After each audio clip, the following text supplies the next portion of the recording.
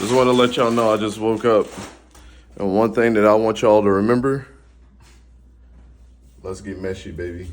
What's up, guys? Dante here from East Coast Gridiron, and a lot of people wanted me to kind of restart my X's and O's series that, we're breaking down concepts, techniques, things like that. I did want to hone in on what I feel is where my expertise really lies, and that's passing concepts. And one of my favorite concepts that even, I drew up in my personal playbook was a lot of mesh concepts. And we're going to explain what it is, why it's important, why a lot of teams still run it today, coming out of a traditional air raid offense, why it was so important for the Mike Leaches of the world to run this concept so much. So appreciate you guys hanging in on this one, and let's dig right into it.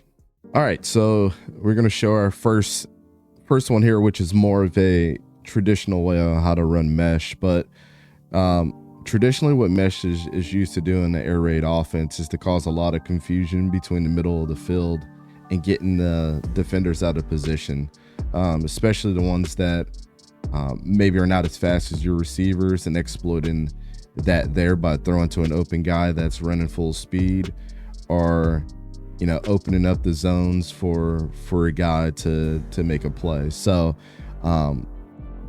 obviously when you have a lot of crossing routes that are happening, here and here, you're bound to see those guys on defense kind of run into each other. And that's one of the things that you kind of want to avoid when you're running your plays here as well, is, your own team running into each other. So in this traditional mesh set, obviously we're going to have the traditional crossing routes. Now, a lot of people will try to figure out what is determined where a guy is going to either be over the top or coming underneath.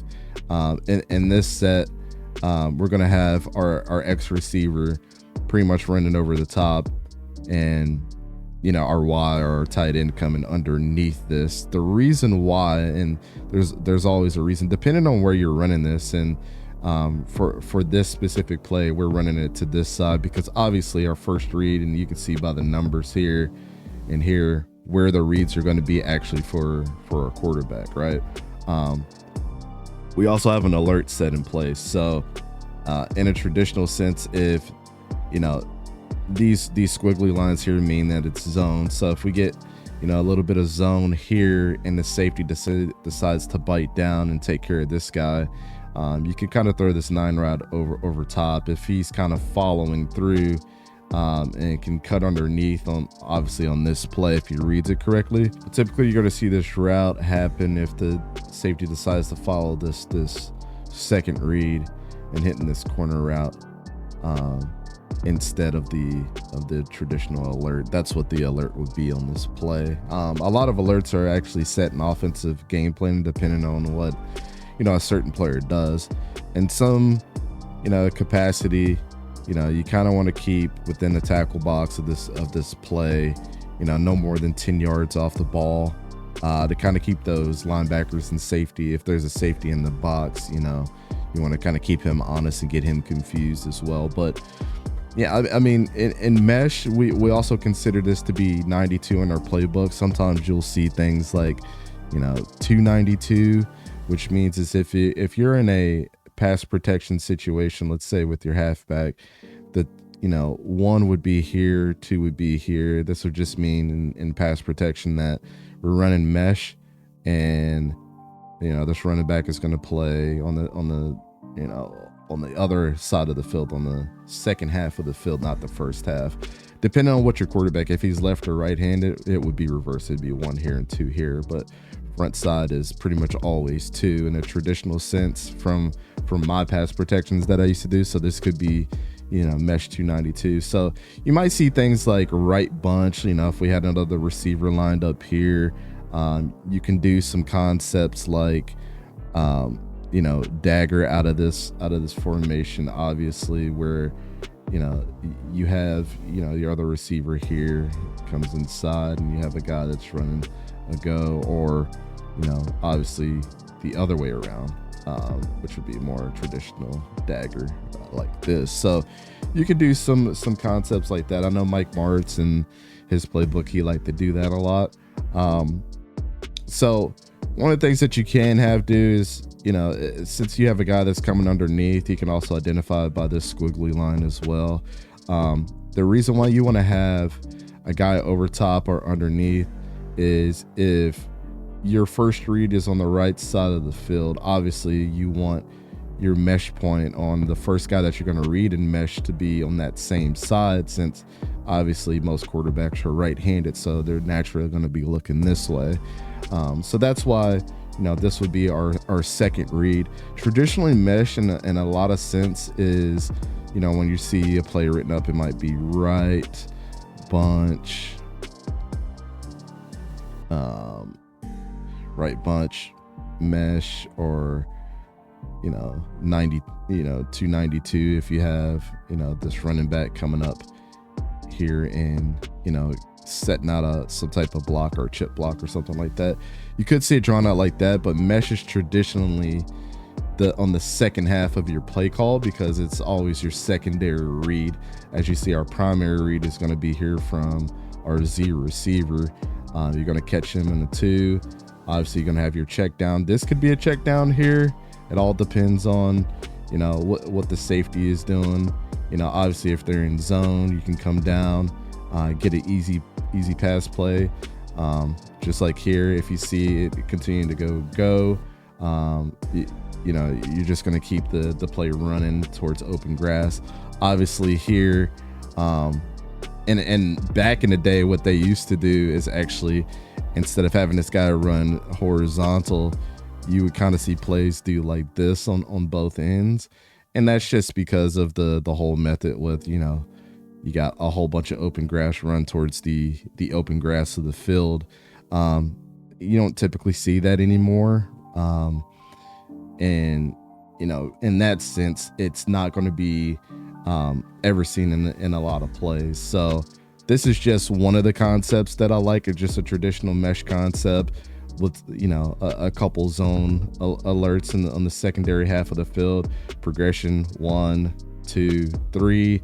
If things get a little hairy, let's say, you know, quarterback boots to this side, maybe you'll hit a 4, and it's almost never you're going to be able to hit a 5 unless it's just completely obvious and your whole defensive front is, let's say, like in a cover 1 set or something like this, where you know that you're probably not going to have anything outside of hitting your 3 or 5, but typically you'll probably never receive this side of the field, and it'll always be hit in the progression of 1, 2, and 3.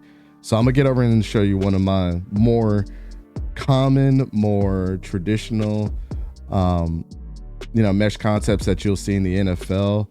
Is what, you know, a lot of people consider to be like rail or railroad is what I've heard it called before. So let's get into that and show you what that looks like. All right, so what we have is right X railroad. The reason why we wanted to give out on X, because he actually has an alert set up on this route if he's actually going to sit, you know, here in coverage. I know I didn't draw this because traditionally he's just going to run straight across, but there is kind of a alert mesh standpoint here with the tight end. So let's go over and get into this concept. Obviously, it kind of looks like dagger, but really this is just the 5-yard drag in a traditional sense. Obviously, this is red towards the right side of the field, with your progression being 1, 2, and 3. Your Z is going to come up and actually run this comeback. But what this is considering, why you would change, you know, this could be a lot of different things for your running back, but we changed this to R because this is actually our railroad. Our rail route is what this is called. I've seen this called bullet. I've seen this called, you know, wheel route is the most common of what, you know, you've heard this probably on TV, but there's a couple different things here that could happen. And you could traditionally hit, you know, the running back here. You could hit him in the middle of the route. Obviously, you can hit him at the top of the route if you get, you know, this safety to cheat in here.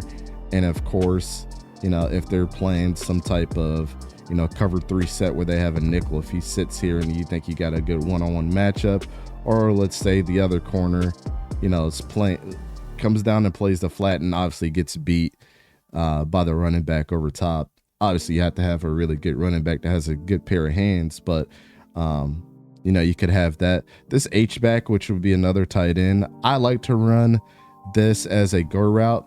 Having 2 go routes to me on a mesh concept, you know, gives us kind of that over the top game, just in case, you know, cover one or something like that. The safety's going to have to choose, you know, who he's going to want to cover. Obviously 5 in the progression, you're probably never going to get this, but this opens up the field and frees your other tight end, which would be, you know, your 4 here.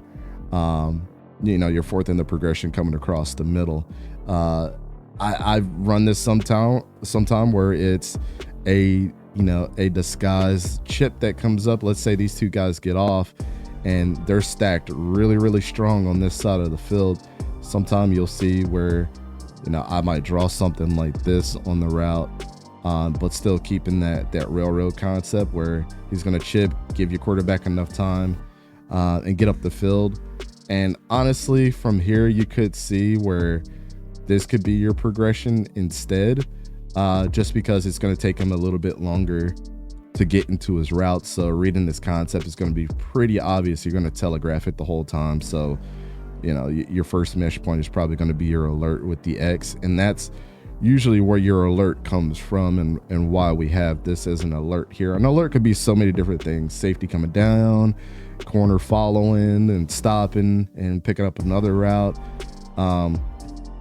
In a traditional case, you know, I like to write my alerts even if there's a guy that I know that's not going to get, you know, full speed. And sometimes you'll have things like, you know, you might have a box on your play call that tells like the running back you're going to run full speed here, or, you know, if you see that this side is very strong with, you know, several different players lined up and this guy's showing blitz, you're going to, you know, chip off, you know, come up and then, you know, run your route here, and that's going to be what you have. And then your alert is obviously going to change from your secondary to your primary really quick.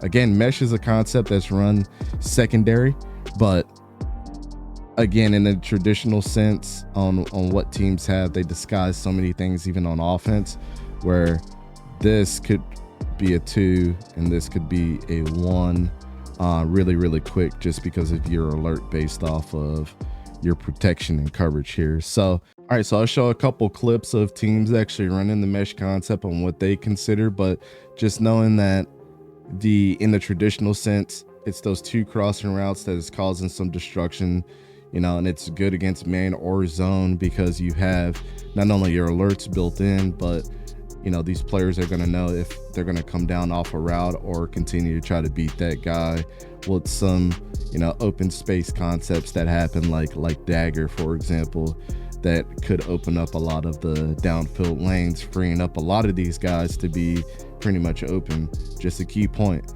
don't have your own players run into each other and you won't have a bad time. But thanks everybody for watching. Watch these next couple clips for, you know, some examples of mesh, and I hope you learned something new today, and let me know the next concept that you want to see down in the comments below. Appreciate you guys.